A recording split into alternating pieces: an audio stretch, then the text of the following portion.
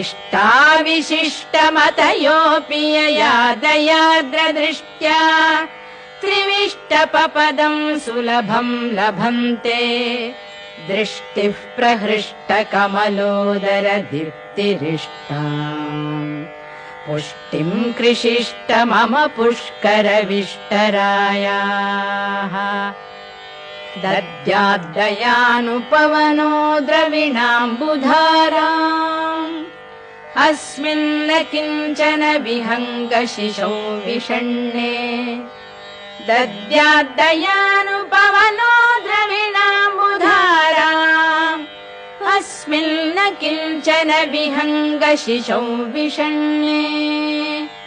दुष्कर्म घर्ममपनीय चिराय दूरम्